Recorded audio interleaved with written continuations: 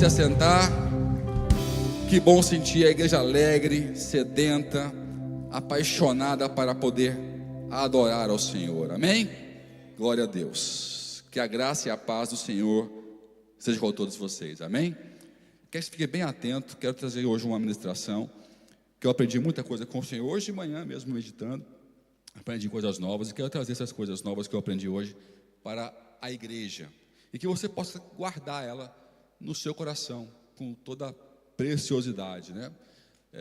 Como se fosse uma pérola. Como é que fala a palavra de Deus, né? Não, quando Jesus fala sobre aquela menção de não jogar pérolas aos porcos, ele não está apenas dizendo não pregue para quem não dá valor. Ele está dizendo, lembre quão preciosa é a palavra. Ele está te dando uma equivalência do valor que tem a palavra de Deus e como ela deve ser guardada. Quem pode dizer amém?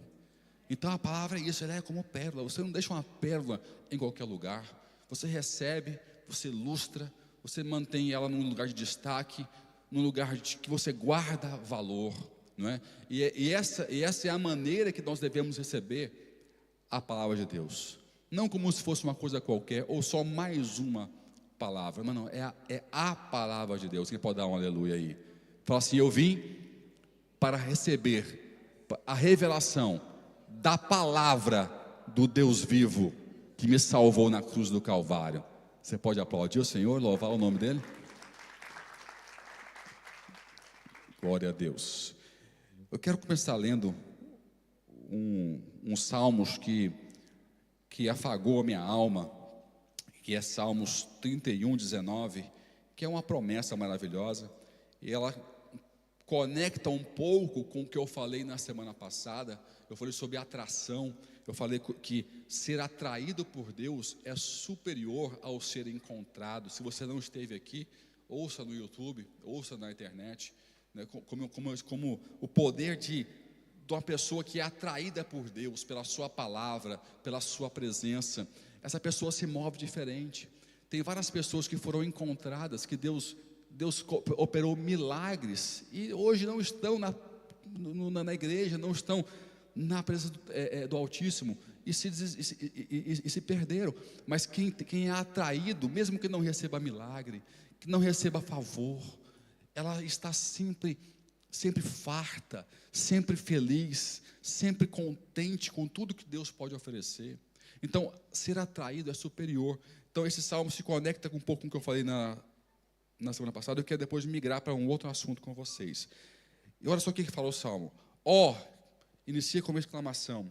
Quão grande é a tua bondade, que guardaste para os que te temem, a qual a presença dos filhos dos homens preparaste para aqueles que em ti se refugiam. É um salmo maravilhoso, que tem uma promessa, mas uma promessa reservada para um tipo de pessoa, para aquela pessoa que guarda, que guarda o temor do Senhor. A bondade do Senhor é para aqueles que o temem. E fala a Bíblia que essa bondade seria revelada diante dos homens. Uau! Deus, Ele quer que as pessoas vejam em você a bondade dEle. Quem pode dizer amém? Ele quer revelar em você a bondade, o favor dEle. Ele quer que você seja notado. Ser testemunha na terra é ser alguém que vai ser notado pelas pessoas lá de fora. Se prepare, porque quando Deus chama para ser candeia, é para colocar em cima do alqueire e não de baixo. Quem pode dizer amém aí? Então, fala para o teu irmão aí, está pronto? Fala assim, pronto para quê? Fala assim, pronto para brilhar. Deus quer fazer você brilhar em testemunhos, em favor, em alegria, em semblante alegre. Hoje em dia, você achar alguém com semblante alegre é uma fortuna. Todo mundo está às vezes carrancudo, mal-humorado, né? E a bondade do Senhor nos alcança e muda nosso semblante. Então há uma promessa para aqueles que temem ao Senhor, que buscam a sua presença, é que a bondade do Senhor se manifestará diante dos filhos dos homens nessa terra. As pessoas verão a bondade do Senhor se manifestando em sua vida, em nome de Jesus. Só quem crê, dê o melhor aplauso ao Senhor para celebrar. Glória a Deus. Fala assim comigo. Deus escreve a história. A caneta, faz assim, ó, está em suas mãos.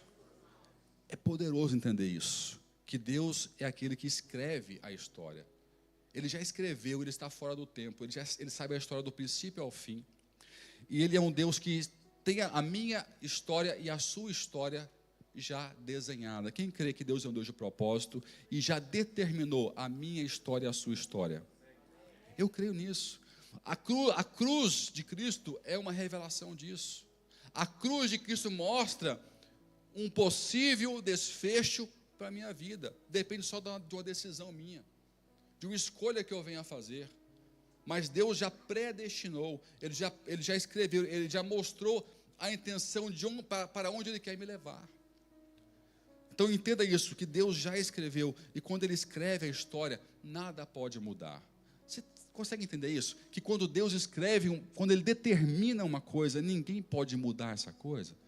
Senão ele não seria Deus. Que Deus é esse frágil, que você consegue, alguém está ao seu lado que quer fazer mal a você, pode interferir na história que Deus, o Altíssimo, que criou os céus e a terra, definiu para a sua vida?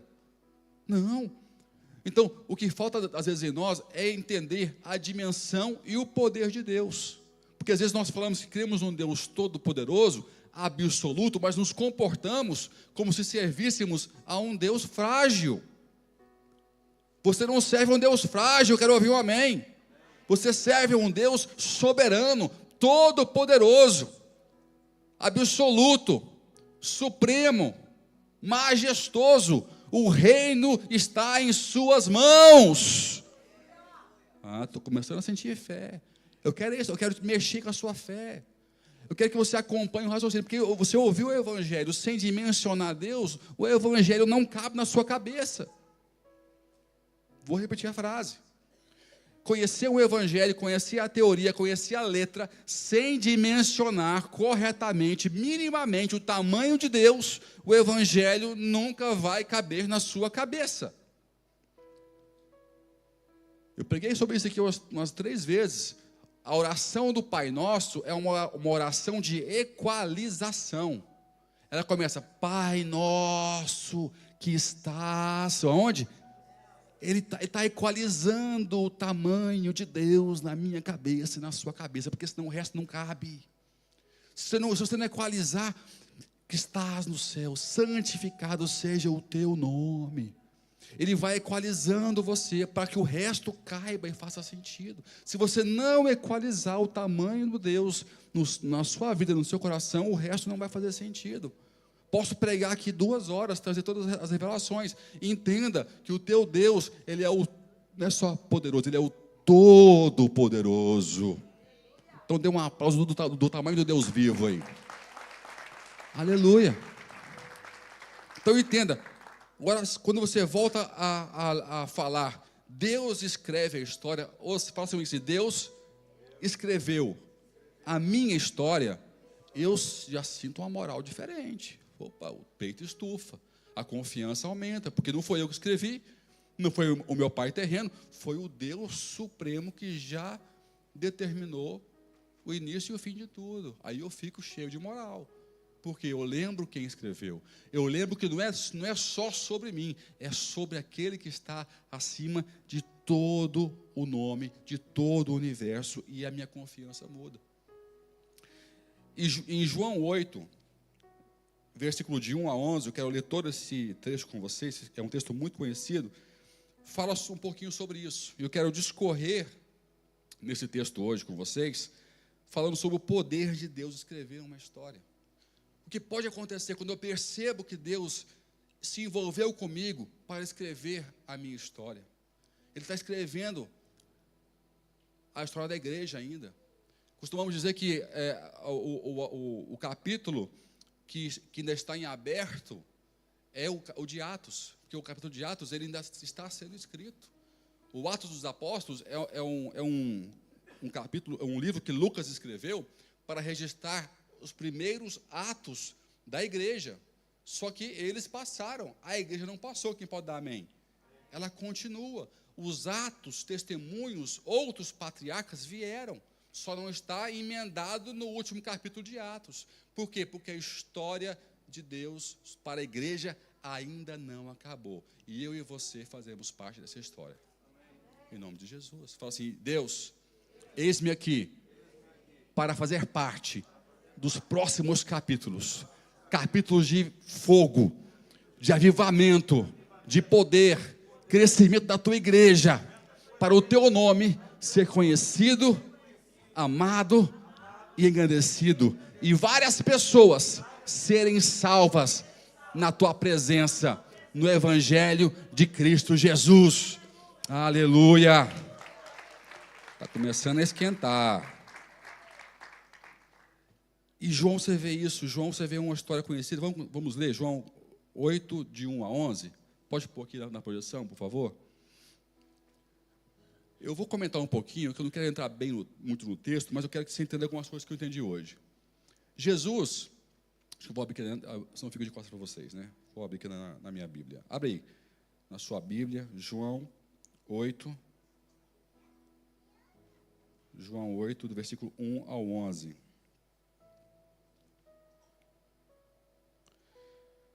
Mas Jesus foi para o Monte das Oliveiras. Pela manhã, cedo, voltou ao templo, e todo o povo vinha ter com ele. Ele voltou para onde, gente? Então ele estava onde? Fala assim, no templo. Fala, no templo. Então ele foi para o Monte das Oliveiras, ele voltou para o templo, então ele estava no templo quando tudo começou a acontecer. Tá? E todo o povo vinha ter com ele, e Jesus, sentando-se, o ensinava. Então ele estava aqui ousado, ele estava não era um templo qualquer, porque tinha várias sinagogas, ele estava no templo de Jerusalém, onde os ânimos estavam aflorados. Ele estava desafiando os escribas no ensino. Havia ali uma grande rivalidade entre o Sinédrio, a parte de oposição do Sinédrio contra Cristo. Ele estava diante do templo, próximo ao Sinédrio, ensinando as pessoas as revelações. Então os escribas e fariseus trouxeram-lhe uma mulher apanhada em adultério. E pondo-a no meio, disseram-lhe: mestre, esta mulher foi apanhada em flagrante adultério. Fala comigo assim, flagrante. Todos sabem o que é flagrante, não sabe? É no ato. Ou seja, ela não foi acusada, foi apanhada em flagrante adultério.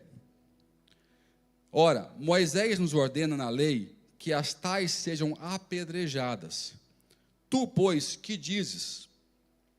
Isto diziam eles, tentando para terem de que o acusar. Então você vê que a intenção deles não era só de exercer juízo da lei, mas sim usaram uma situação, um pretexto para fazer Jesus cair em alguma palavra e poder ser acusado de alguma coisa.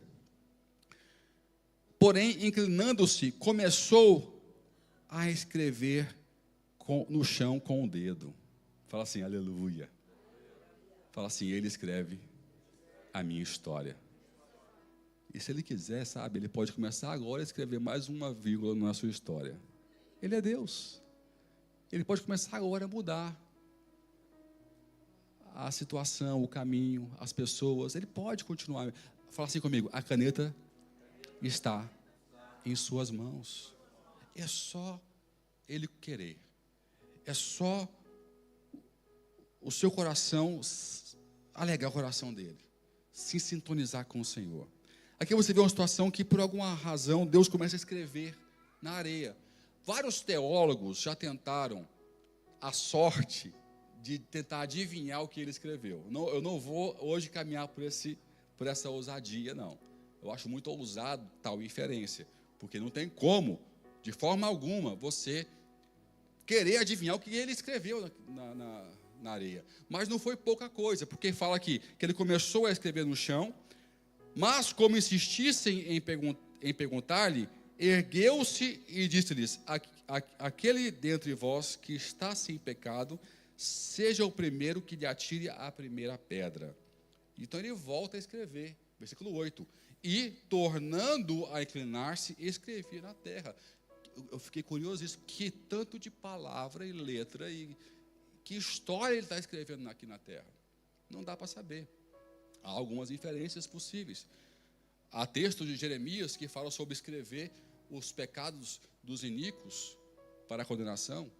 Outros falam que ele estava escrevendo os pecados daqueles que estavam acusando aquela mulher. E ali alguém leu e começou a ficar intimidado. Mas também acho muito ousado isso. Para mim, eu entendo que o assunto ali era aquela mulher. Se alguma coisa Jesus, eu não sei, eu não vou arriscar o que ele escreveu, mas se alguma coisa ele escreveu ali, ele escreveu a respeito da história daquela mulher que foi colocada à frente dele. Faz sentido ou não? Se ele está numa situação, tem uma mulher, ele está escrevendo algo sobre aquela pessoa que está em causa naquele momento. Isso nos mostra muita coisa. Mostra o poder de eu ser colocado na frente de Jesus. Se eu me apresento, se eu me esforço para estar num lugar onde Jesus se apresenta para a minha vida, onde eu posso fitar os seus olhos, eu posso sentir que Ele está falando comigo, eu também posso ter a certeza de que Ele está do outro lado, com uma caneta, escrevendo a minha história, fazendo todos os ajustes que forem necessários. Isso, eu não sei você, mas isso me enche de fé, meu irmão. Me enche de esperança, para dizer, não tem história que chegou ao fim, se Deus não colocar o ponto final. Olha para cá. Não tem história que chegou ao fim, se Deus não colocar um ponto final. Enquanto houver uma vírgula, ponto, parágrafo, vai continuar existindo a minha história e a sua história, em nome de Jesus. Vai continuar existindo. Então eu quero hoje devagar sobre esse tema com você hoje. Quando ouviram isto, foram saindo um, a começar pelos mais velhos até os últimos. Ficou só Jesus e a mulher ali em pé. Então, erguendo-se Jesus, e não vendo a ninguém senão a mulher, perguntou-lhe. E eu imagino que esse tempo todo, tenta imaginar a situação. Eu não imagino poucas pessoas. Sempre que tem um barraco, tem multidão, é ou não é? Sempre que tem um problema, tem multidão. Quando teve que ir a faísquinha aqui na igreja, meu amigo, para tirar o povo lá da rua, eu andei ali aos berros, sai, vai embora, abre o caminho. O povo ama um barraco, ama um problema. Então não tinha pouca gente, tinha muita gente. Agora imagina o tempo que Jesus teve, porque ele fala que esperou, todo mundo saiu, e quando ele levantou a cabeça, tinha só a mulher. Então, enquanto isso acontecia, ele estava o quê? Fala assim comigo, escrevendo. Fala comigo, escrevendo. Então, ele estava escrevendo. Enquanto você estava sendo hostilizado, pessoas te perseguindo, te acusando, ambiente austro, pessoas que não estão querendo o seu bem, e Deus está em silêncio, lembre-se de uma coisa, Ele pode estar em silêncio, você pode estar num ambiente desconfortável, mas Ele continua escrevendo. Achei que você aplaudiu o Senhor, achei que eu ouvi. Ele continua escrevendo. A gente acha que quando está com problema, quando o tempo fecha, que Ele para de escrever, que Ele tira da sua mão a caneta. Não, é aí que Ele está escrevendo. E muitas vezes nós só descobrimos o que ele quer quando tudo acalma. Afinal o Senhor estava no controle. Estava no controle, óbvio que estava no controle. Mas a gente espera só quando tudo acalma para poder concluir que Ele estava no controle. Então, erguendo-se Jesus e não vendo a ninguém senão a mulher, perguntou-lhe, mulher, onde estão aqueles teus acusadores? Ninguém te condenou? Respondeu ela, ninguém, Senhor.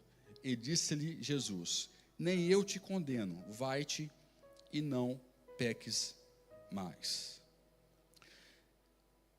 Engraçado que é tão soberano a forma como Jesus age, que mesmo aquele povo todo tentando criar uma situação para expor Jesus como charlatão, como alguém que não tinha legitimidade para ensinar, porque ele incomodava.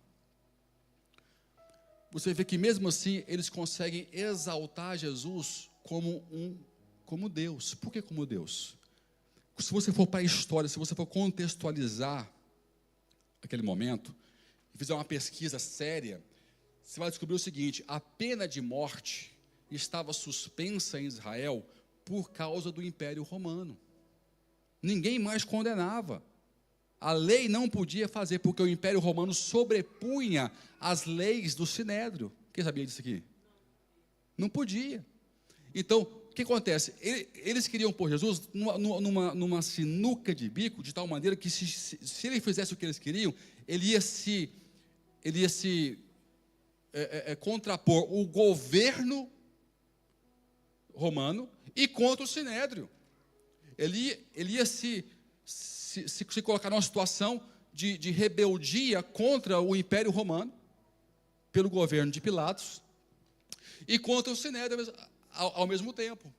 Só que quando eles colocam Jesus nessa situação, ao mesmo tempo eles colocam Jesus numa posição superior ao governo romano e superior ao Sinédrio, sim ou não?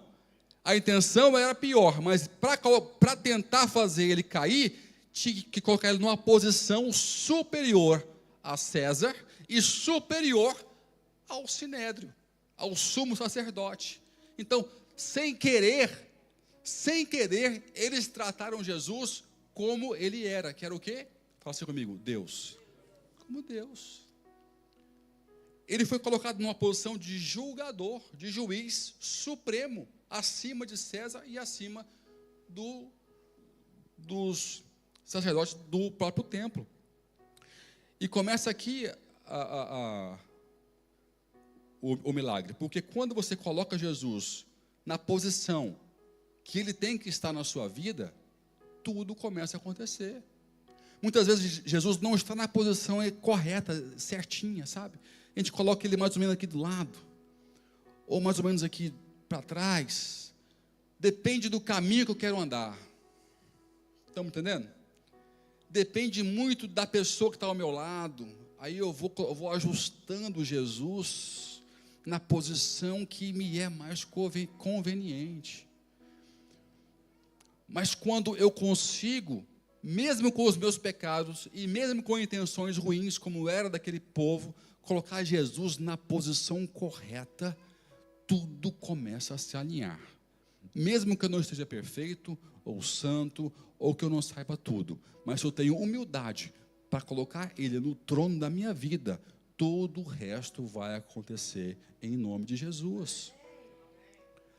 A questão chave é: em que lugar eu estou colocando Ele? É impossível não falar sobre essa frase sem lembrar a frase do próprio Jesus: buscar em primeiro lugar o quê? O reino e a sua justiça, e as demais coisas vos serão acrescentadas. Se eu busco o reino, eu busco o rei. Não tem reino sem rei, não tem reino sem juiz. Se eu busco o reino, eu busco o legislador, eu busco aquele que tem poder de decisão, eu busco o próprio Deus.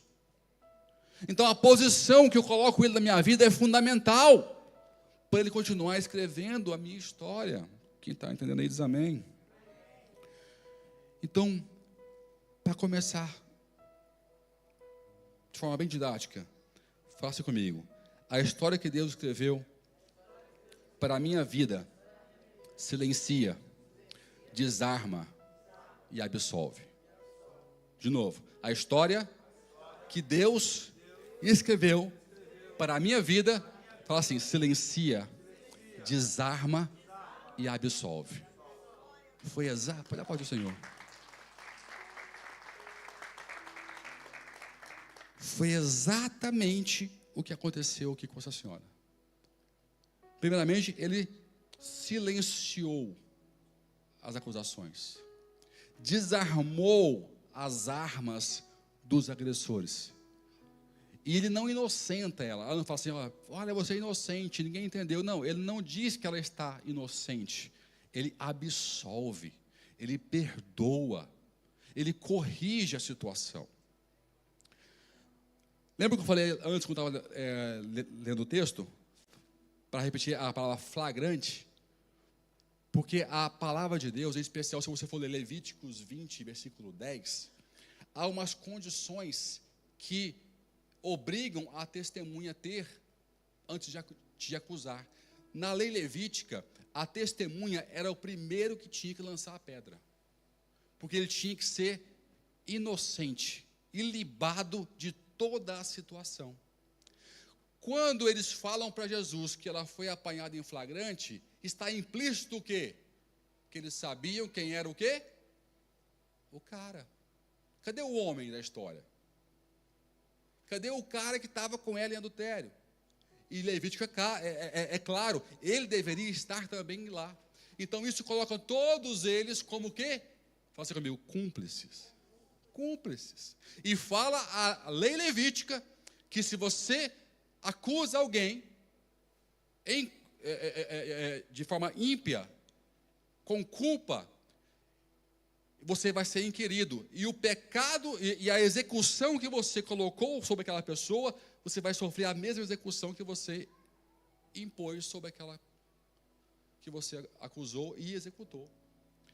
Quando ele mostra para eles que eles eram cúmplices, que ele deixou o amigo do lado, alguém que, eles selecionaram uma vítima, eram duas vítimas ali, era a mulher e era Jesus, eram dois alvos claros, mas eles também estavam idênticos à mulher, porque eles eram cúmplices, eles tinham iniquidade no coração deles, e ali tudo começou a mudar. Eu estava estudando sobre isso, só fazendo aqui uma parte. A lei mosaica, quando você entende que ninguém pode acusar, ou testemunhar, ou executar, sem estar totalmente ilibado, você entende que ninguém, de Moisés até Jesus, teria moral para acusar alguém de alguma coisa. Porque todo mundo, mesmo silenciosamente, mesmo que ninguém saiba, sabe que tem um pecado, sim ou não? Então, mostra que só existe um possível executor das leis de Moisés, que é o próprio Cristo, o único que não tem pecado. E foi isso que ele fez. O único que tinha autoridade para tomar uma decisão, tomou, quando chegou à frente dele. E tomou a mais correta. Paulo fala sobre isso mais lá na frente, depois eu entro mais nesse tema. Então, quando eu entendo isso, eu entendo que se Deus está escrevendo a minha história, se eu coloquei ele no lugar certo, ele silencia, ele desarma e ele absolve. Pastor, mas e no meu contexto? Queridos, hoje em dia tem pessoas que têm vozes na alma, vozes na cabeça, vozes externas, que está deixando maluco. Pessoas que estão afundadas em depressão, que não suportam ouvir as suas próprias vozes. A importância de Deus silenciar o que está te perturbando é gritante, é muito importante. Eu te digo hoje, que não importa a voz que está te atormentando, ela vai se calar em nome de Jesus. Eu determino, eu profetizo que as vozes internas e externas enfraquecerão, elas irão ficar mudas, para você só poder ouvir a voz do seu Deus, do teu Salvador, em nome de Jesus. Eu creio nisso. Tem muita gente sofrendo porque não suporta as vozes de austeridade que o mundo fala. As notícias só nos colocam em pânico. Deus vai tirar a força das notícias que te colocam medo em nome de Jesus. O medo deve ser silenciado para a coragem brotar. Muita coisa pode e deve ser silenciada para Deus começar a fazer uma boa obra na sua vida e continuar escrevendo essa linda história que Ele tem para você. Põe diante do altar hoje as vozes que estão te incomodando. Quais são as vozes? Tem pessoas que têm traumas de infância. Às vezes nem foi por mal que o seu pai te falou uma coisa ou outra, sua mãe te falou uma coisa ou outra, mas aquela voz fica o tempo todo na sua cabeça. Quantas vezes eu tive uma ótima criação, sabe? Meus pais erraram como todos os pais erram, sim, mas eram justos, tementes a Deus, família estruturada. Mas houveram situações que eu não gostei, era jovem, adolescente, eu, na minha opinião, eu desaprovei. E depois de adulto, casado, com um filho, aí veio uma voz do meu pai, veio uma voz da minha mãe, que não me punha para cima, me punha para baixo. Mas a voz do Senhor começou a silenciar essas vozes que não tinham intenção de me pôr para baixo, mas sim de me fazer crescer. Todo pai, quando erra tentando fazer o filho crescer, sim ou não? Quase todos os pais, né? Tem uns que não são assim, tem histórias terríveis que eu não quero nem mencionar aqui. Mas, de forma geral, todo pai tem a intenção melhor com o filho, ou replica a educação que ele teve. A escola de educação que o pai e a mãe têm é a escola que ele recebeu dos pais. Então, isso vai afinando com o tempo.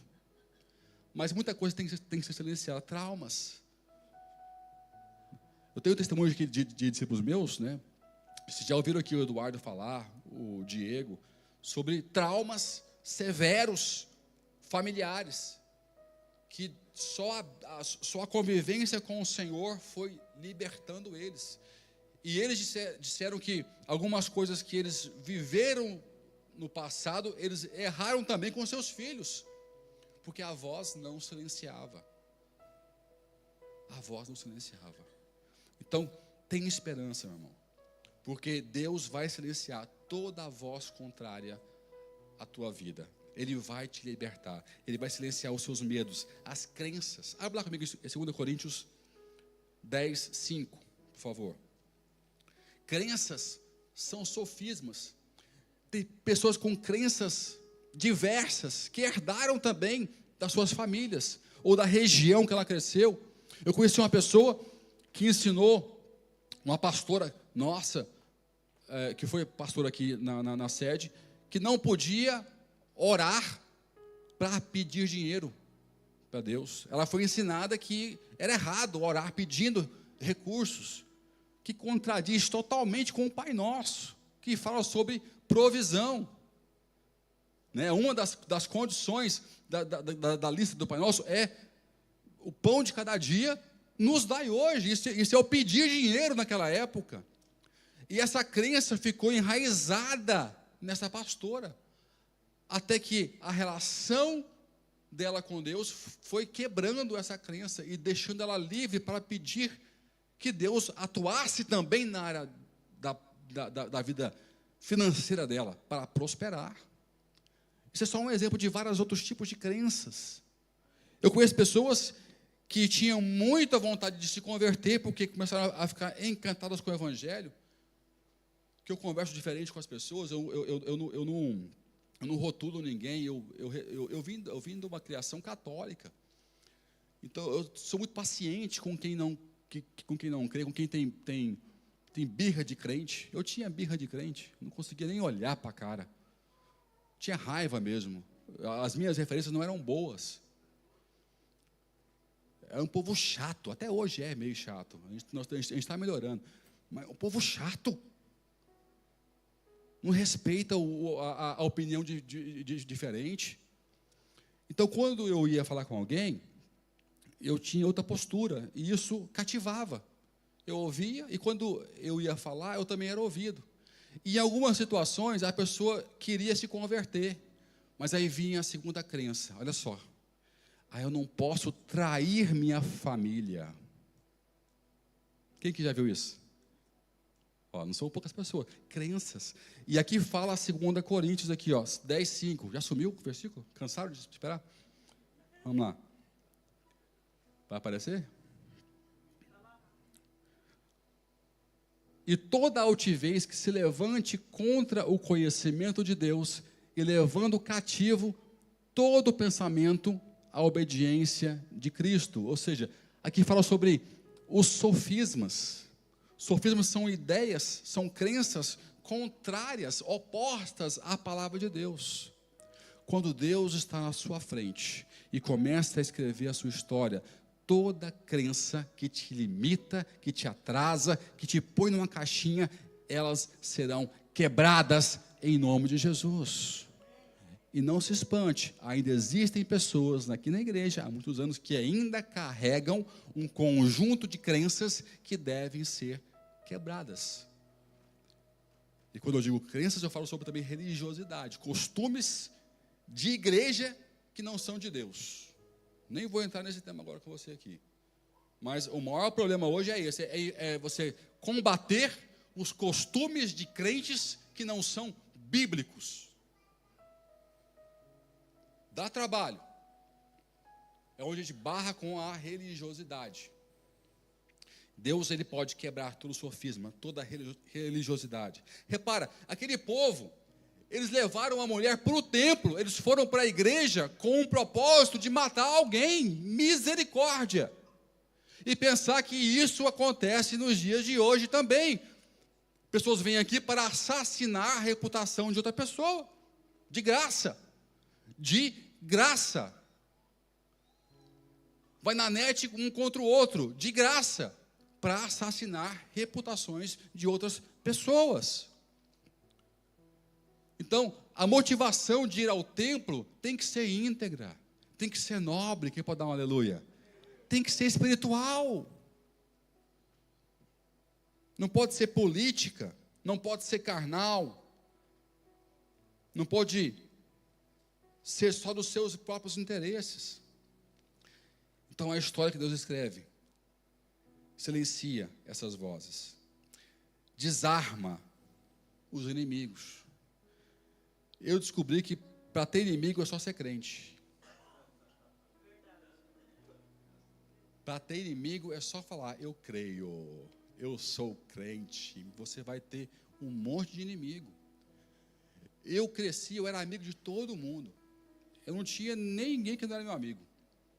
Onde eu ia fazer amizade, mas quando eu falei assim, eu creio, isso faz sentido para mim, eu tenho essa fé, começaram a sair do chão, a brotar gente que eu nunca vi na minha vida para ser opositor das minhas ideias, da minha vida, criando situações, criando armadilhas, forjando armas contra a minha fé, contra aquilo que eu creio, que me faz bem, que educou os meus filhos, que mantém a minha casa em harmonia, que me deu combustível no dia a dia para trabalhar, para construir empresa, para prosperar, para pregar, para vencer traumas, para vencer a timidez, a gaguez e vir aqui pregar para as pessoas.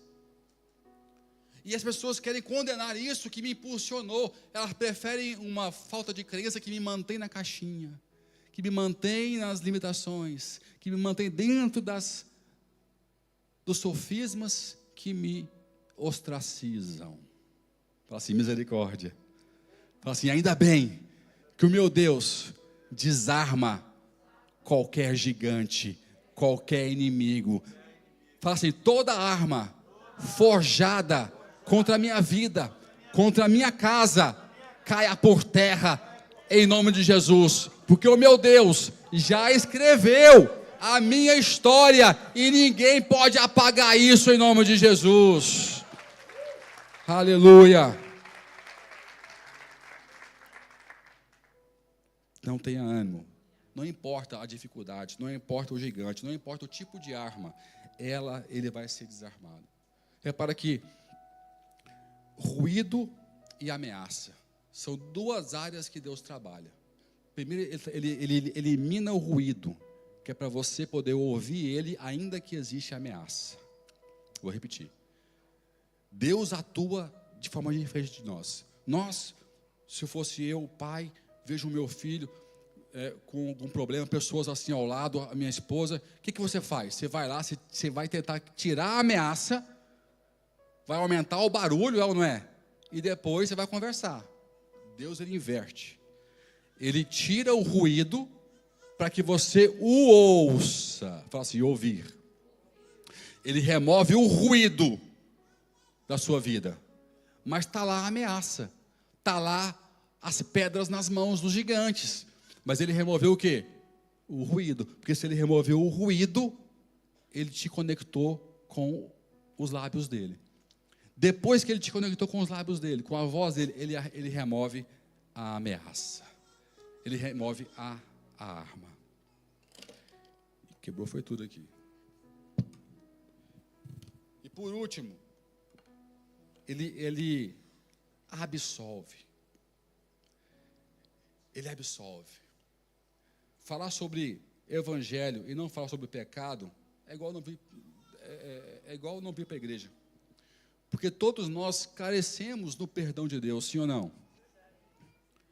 Eu tenho até medo de perguntar assim, quem não tem pecado aqui? Eu tenho medo de alguém levantar a mão. Eu tenho medo, tem gente tão doida hoje em dia. Eu não tenho pecado. Eu tenho medo, mas dá vontade de perguntar, quem não tem pecado aqui? Hoje em dia eu tenho medo de perguntar para as pessoas, o povo está muito doido. Pecado é relativo. Pergunta para Jesus. Eu preguei no domingo passado, né? Todo aquele que crer em Jesus, como diz as Escrituras, será salvo. Está claro lá.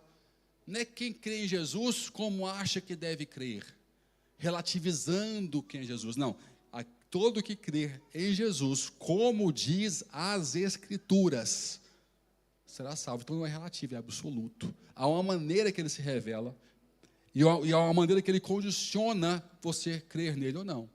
Então você pode só crer ou não crer, aceitar ou não aceitar.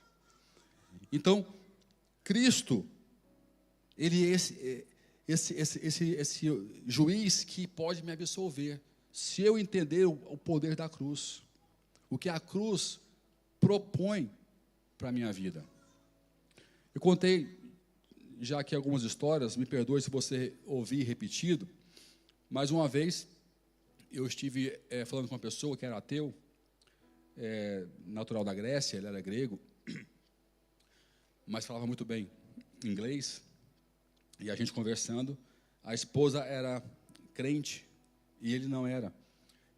Ela queria muito que eu falasse com ele sobre o Evangelho, e ele conhecia a base do Evangelho, porque as perguntas que ele fez para mim, mostraram que ele sabia do que ele estava falando. E no debate, na conversa, né, que não foi um debate, foi uma conversa educada, inteligente, um homem muito inteligente, um homem justo, um homem bom, um bom marido, um bom pai. E ele me fez uma pergunta muito chave, muito rasteira. Ele falou o seguinte, mas só te faço uma pergunta, você acha justo um homem que não trai a sua esposa, que paga seus impostos, que é um bom cidadão, e foi falando um monte de coisa boa, filântropo, e ajuda os pobres, tal. Você acha justo esse homem, só porque ele não creu em Jesus, quando ele morrer, ele ir para o inferno, ele não ser salvo? Ele me deixou numa situação difícil, porque eu vi que ele estava falando sobre ele mesmo. Ele se considerava justo, fiel à sua esposa, um bom pai, um bom marido, pagador de impostos. Ele se esforçava, dedicado. Eu falei, e agora, o que eu vou responder? Eu falei, eu posso te fazer uma pergunta antes de responder? Ele falou, pode.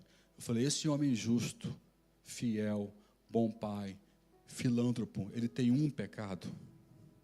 Ele tem um pecado? Ele disse, tem. Eu falei, então é justo ele ir para o inferno, porque só Jesus pode absolver esse único pecado. A conversa acabou ali. Não houve mais argumentos, não houve mais conversa. Uma outra história que eu conto sempre, num tempo onde ainda existiam xerifes, onde a pena de morte era pela forca. Isso é um fato verídico, eu não sei agora precisar o século, não sei dizer qual o local, mas essa história aconteceu em uma cidade que tinha tido um grande avivamento, as pessoas se converteram em massa e eram muito piedosas. e um homem foi preso, um criminoso, não lembro qual foi o crime. E o crime dele, que ele cometeu, fez com que ele fosse julgado e condenado à forca, assim enforcado. A cidade, muito comovida com esse homem, com essa situação, pediu ao xerife, pediu ao responsável que desse para ele uma chance, que não o matasse, que o libertasse, que desse uma chance para ele poder mudar. Ele não concordou, mas fez um teste com o homem. Ele pegou uma Bíblia, abriu a Bíblia, escreveu dentro uma carta, dando absolvição, perdão completo para aquele homem. Fechou a Bíblia. E chegou lá na cadeia, olha, a cidade te mandou um presente. Entregou a Bíblia para ele assim. Aquele homem foi e jogou para fora a Bíblia, não leu, não abriu, não fez nada. Passou um tempo, chegou lá o delegado, pegou a Bíblia, olha, abriu. O que estava aqui dentro era a sua absolvição, a sua libertação. Aquilo impactou o homem, ele fechou a cabeça, abaixou a cabeça, ele ficou pensando. E ele não foi liberto. Chegou o dia do seu julgamento, da sua forca. Perguntaram a ele, você quer dizer algumas palavras? Ele disse, eu quero dizer algumas palavras. E falou para todos que estavam lá presentes, eu não estou aqui pelo crime que eu cometi. Eu não estou sendo morto hoje pelo crime que eu fiz. Mas eu estou sendo hoje julgado e morto pelo perdão que eu recusei. Isso resume muito a nossa situação. Porque ninguém vai para o inferno pelo pecado que cometeu. Porque você vai continuar pecando até o final. Né? Jesus sabia que aquela mulher era pecadora. E a absolveu. E disse, vai e não peques mais. Sabendo que, mesmo assim, ela iria pecar. Quem peca aqui? Ufa, fiquei tão aliviado. Porque vai que é só eu que levanto a mão. Eu fico na expectativa. Todo mundo peca. Agora, você acha que você vai para o inferno porque você peca, porque você é pecador? Não, é se você não aceitar o perdão que Jesus te liberou na cruz. Não se envolver com essa revelação, com esse presente maravilhoso que Deus deu para a humanidade. Tem pessoas que acham que tem que ser perfeitas, buscando obras para serem salvas. Então tem quanto tempo? 2 só? Me lembrou aqui uma história. Tá aí o Eduardo? De novo? Não, põe aí, escreve aí, Tiago. Estava com o Eduardo assim que ele começou a andar comigo, recém-discípulo meu. Ele via com muitas crenças que a igreja coloca. E um dia, nós trabalhávamos juntos, no mesmo carro, e eu tinha uma brincadeira que eu fazia com meus filhos, e eu fiz com ele. Que eu fazia assim, né? Sempre estava na rua e via um cemitério, né? Eu tinha esse humor negro, eu disse, ó, tá vendo aqui, gente, ó, todo mundo está morto. A minha Bia, para com essa conversa de todo mundo morto. Olha lá, Bia, todo mundo está morto. Aí eu ia falando, todo mundo queria uma chance para estar vivo. Queria pedir perdão para alguém, abraçar alguém, todo mundo. Aí eu ia falando, ela, para com isso, eu ia passando no cemitério. Sempre é longo o cemitério, já viu isso? Nunca é curto, você passa, você anda, ele nunca acaba, né? Você vai vendo só as cruzinhas, é eterno aquele caminho do cemitério. E aí eu peguei e falei assim essa frase para ela. E, inclusive, podemos ser eu ou vocês amanhã. Quando eu falava isso, ela chorava. Que terrorismo é esse, pastor? Não, é encarar a realidade. Que você não sabe quando é que vai ser o seu último dia. Está aqui o meu irmão aqui, ó. Né? Você pode dar uma pausa para o pastor Esdras? Teve um segundo infarto, está vivo.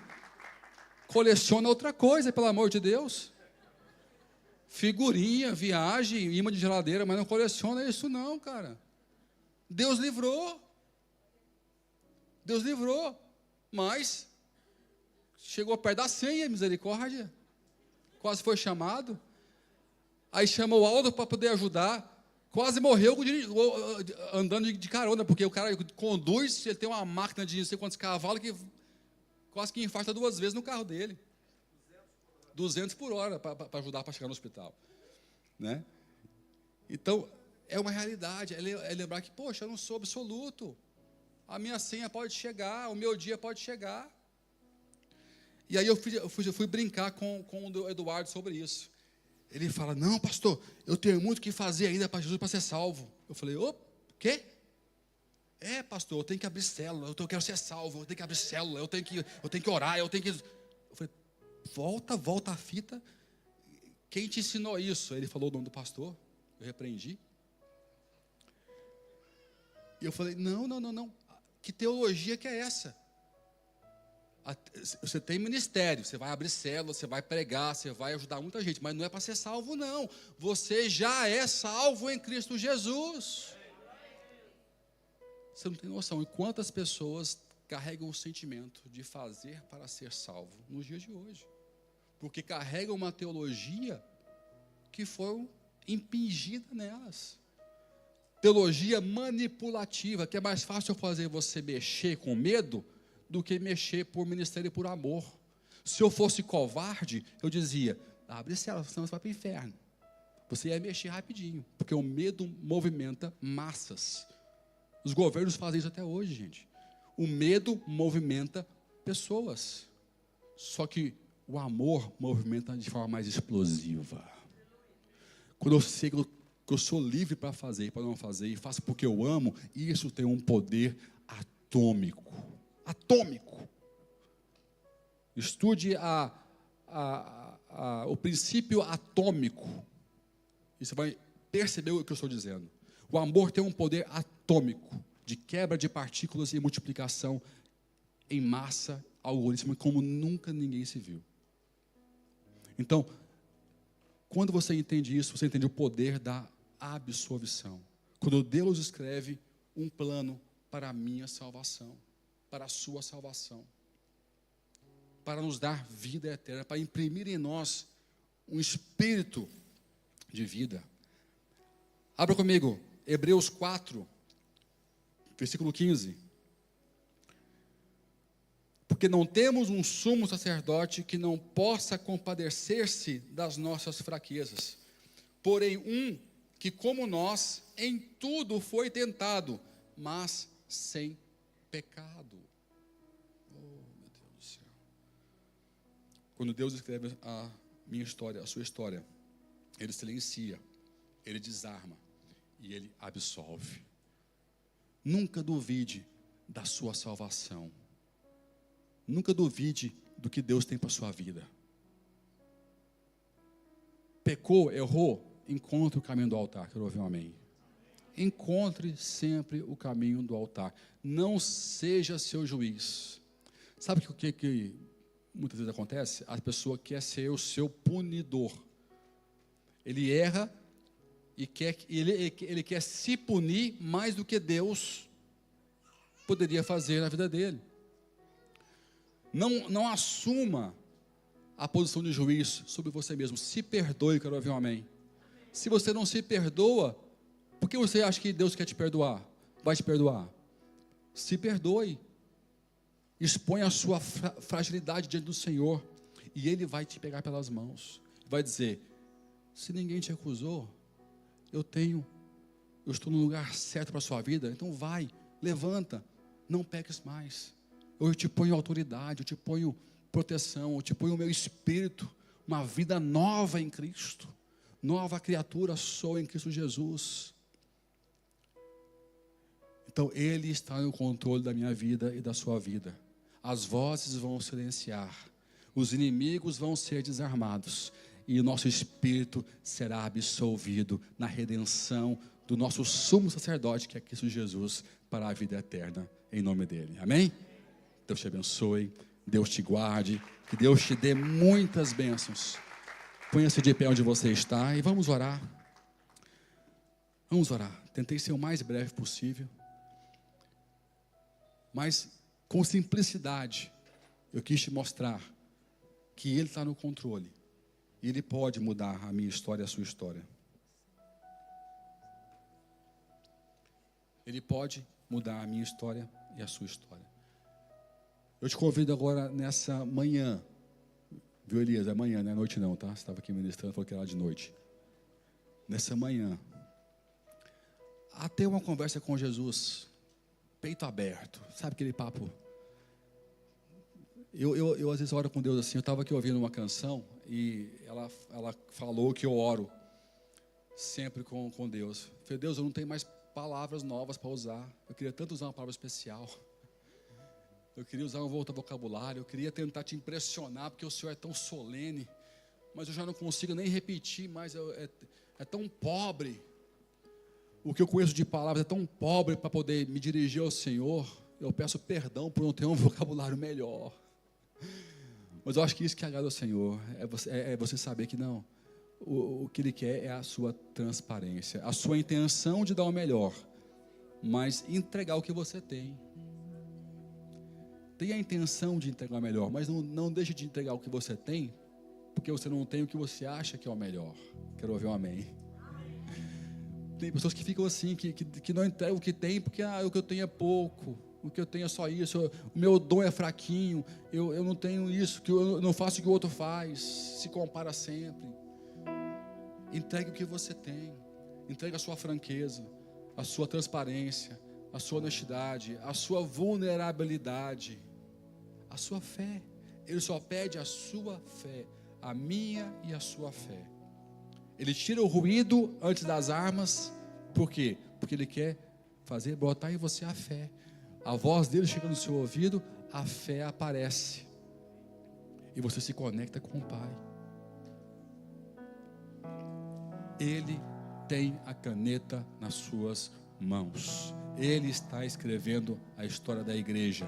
E você, a igreja, você está dentro dessa história. E eu tenho certeza que o Deus que eu conheço tem a melhor história, tem as melhores vitórias, tem os melhores dons, as promessas, as conquistas. Ele tem as melhores intenções para nós. Eu bem sei o pensamento que tenho a vosso respeito, pensamentos de paz e não de mal, para vos dar o fim que desejais. Aleluia. Feche seus olhos. Fala com o Senhor com as suas palavras. Fala com as suas palavras. Eleve as suas palavras ao Senhor. Eleve o seu pensamento a Deus. Fale com o teu Pai. Exponha a tua alma. Seja grato pela cruz. O teu Deus, o meu Deus está aqui para nos libertar, para nos salvar, para eliminar todo ruído, todo barulho. Ele vai silenciar toda voz de sofisma na sua mente. Eu profetizo isso. Eu libero os anjos do Senhor em nome de Jesus para tocar nas nossas mentes e quebrar todos os sofismas em nome de Jesus. Caiam por terra as armas, os grilhões, as correntes. Caiam em nome de Jesus. Que possamos ser, Senhor, absolvidos. Que o teu sangue venha sobre nós.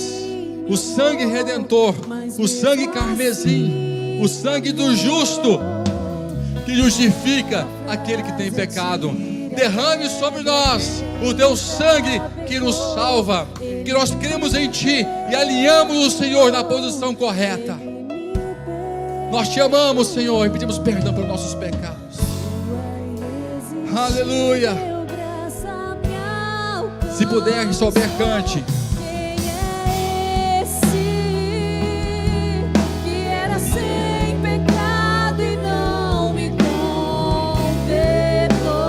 Aleluia. No lugar da morte, vida me ofertou, e o Cordeiro que por mim se entregou, e os meus pecados levou.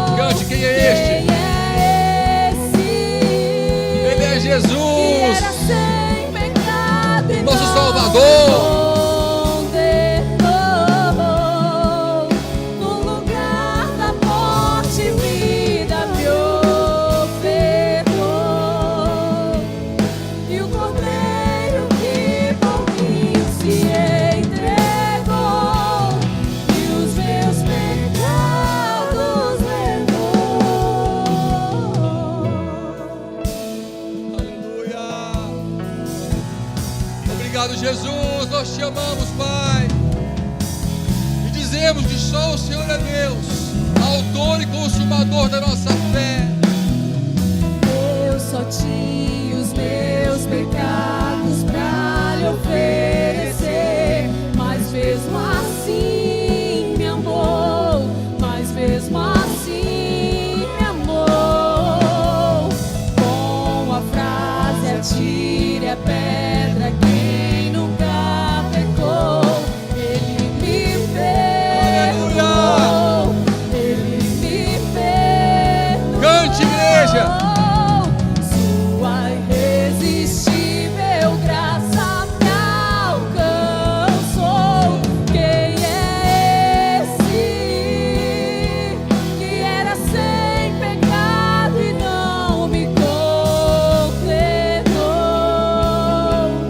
No lugar da morte, vida me ofertou. E o Cordeiro que por mim se entregou e os meus pecados levou. Eu não me troco por nada, não há espaço pra mais nada. Todo vazio que havia em mim, Declare isso. hoje é sua morada. Declare com fé. A minha alma buscava e nada me completava. A tua presença que faltava em mim, minha vida foi transformada. Eu quero chamar aqui os líderes, pastores, venham aqui à frente, por favor, venham aqui à frente, diácono. Líderes, aqui à frente, por favor. Continue orando, continue orando. Eu só tinha os meus pecados pra lhe oferecer, mas mesmo assim me amou, mas mesmo assim me amou. Com a frase atire a pedra, quem nunca pecou, ele me perdoou. Eu sinto que hoje Ele me perdoou. Deus quer te dar uma outra ministração diferente. Eu quero que você venha aqui à frente. Eu quero ungir vocês. Essa aqui é a equipe que está sempre aqui, chegando mais cedo, orando por vocês, pela igreja, aquela que nos honra, intercessores, homens e mulheres de Deus, que Deus levantou para abençoar, para levar o Evangelho. Eu quero que você venha hoje ter essa unção. Eu declaro, eu oro, que quando você for ungido, Deus vai quebrar, vai silenciar as vozes que te travam. As armas vão cair em nome de Jesus. E o selo do perdão, o selo da vitória será colocado sobre a sua vida em nome de Jesus. Eu quero que você saia do seu lugar e venha aqui à frente. Enquanto nós louvamos ao Senhor, enquanto nós oramos, possa vir aqui à frente e receba essa unção. Receba essa unção em nome de Jesus. Volte essa música mais uma vez. Eu não te troco por nada, não há espaço pra mais Aleluia, nada. aleluia. Todo vazio Eu sinto o que mover do Senhor nesse lugar. hoje é sua morada. Cante. A minha alma buscava e nada me completava. A tua presença é o que faltava. Venha com expectativa. Minha A tua vitória está aqui no altar. Eu não te troco por nada. Ah, pastor, é o meu marido, é os meus filhos, o casamento, a minha empresa. O altar é a solução da sua vida. Aqui as vozes contrárias se calam, os grilhões se quebram e o perdão ele é revelado, ele é confirmado em nome de Jesus. Minha vida foi transformada.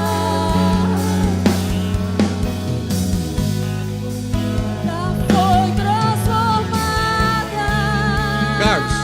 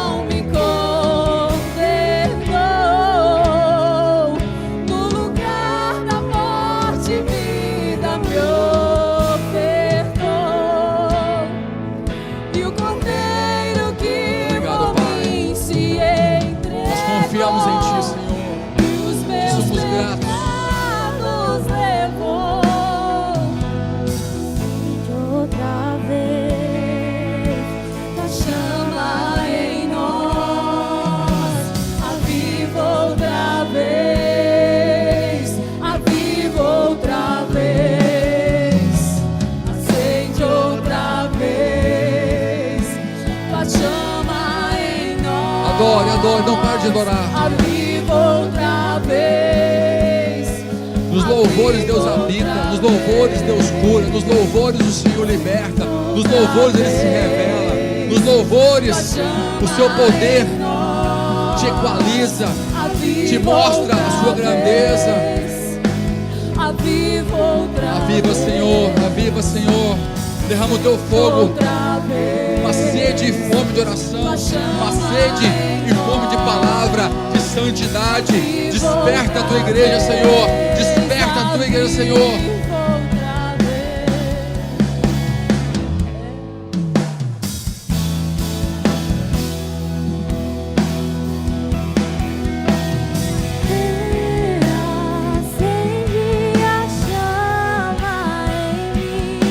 Vai encerrar, cante bem alto. Me batiza com fogo. Peça ao Senhor cantando: me batize com o teu fogo, Senhor, com o teu toque.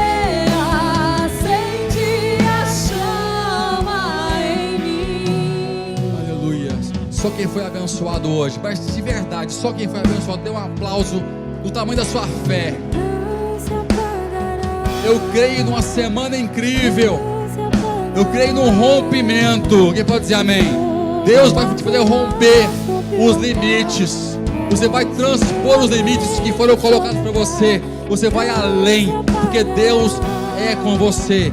Você vai ser uma grande testemunha das obras de Deus na sua vida, em nome de Jesus. Eu creio nisso.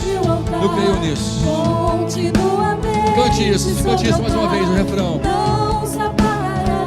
Diga: o fogo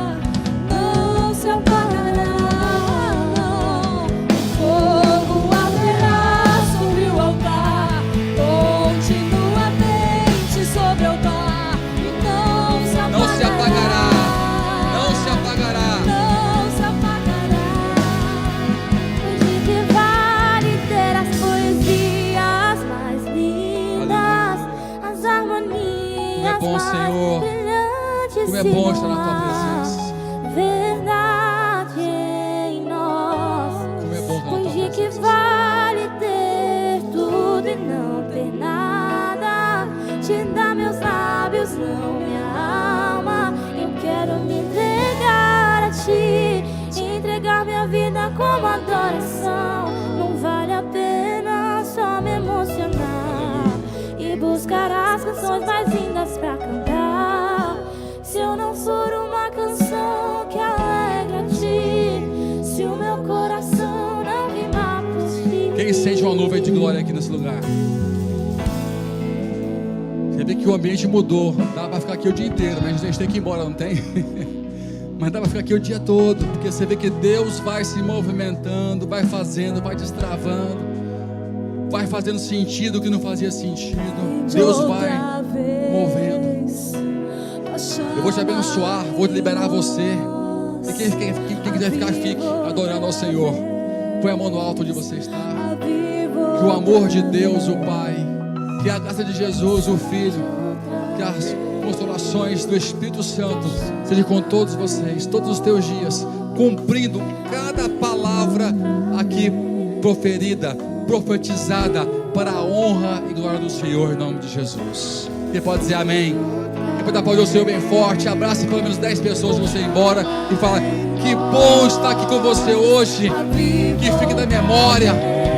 Será melhor ainda do próximo domingo, em nome de Jesus. Tenha um domingo fantástico, uma semana abençoada. Amamos muito vocês. Vá e testemunhe do Senhor para as nações, em nome de Jesus. E vem nos batizar. Essa geração tem lenha pra queimar. Pode ser